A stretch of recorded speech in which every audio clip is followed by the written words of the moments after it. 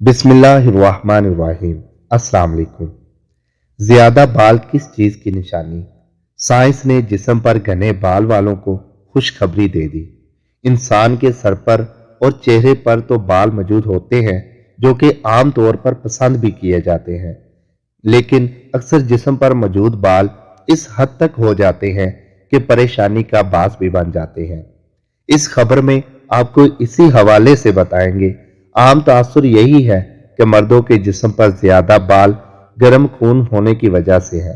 अगरचे ये एक तासुर है, मगर साइंस ने अब मर्दों के जिस्म पर घने बालों से मुतल्लिक दिलचस्प तहकीक की है, जिस पर घने बाल इस बात की निशानी होते हैं कि आप मर्दाना ताकत की निशानी होती है। लेकिन अब साइंस ने इस हवाले से दिलचस्प राय दी है। साइंस के मुताबिक ज्यादा बाल वाले मर्दों में जहानत और फतानत ज्यादा होती है। इनके सोचने का अंदाज आम इंसानों से मुख्तलिफ होता है।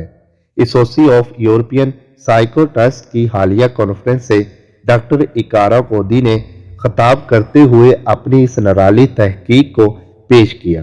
डॉक्टर इकारा कोदी गुज़िश्ता 22 साल से जिस्मानी बालों और जहानत के दरमियान ताल्लुक पर तहकीक कर रहे थे।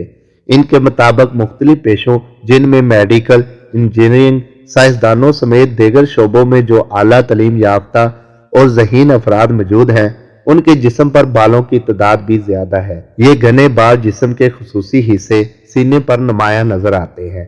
भारतीय शहर केरला में भी इस हवाले से तहकीक की गई, जिसमें इस बात का इंकशाफ हुआ है कि मेडिकल और इंजीनियरिंग के तलबा के जिस्म पर आम मर्दों के मुकाबले में ज्यादा बाल थे।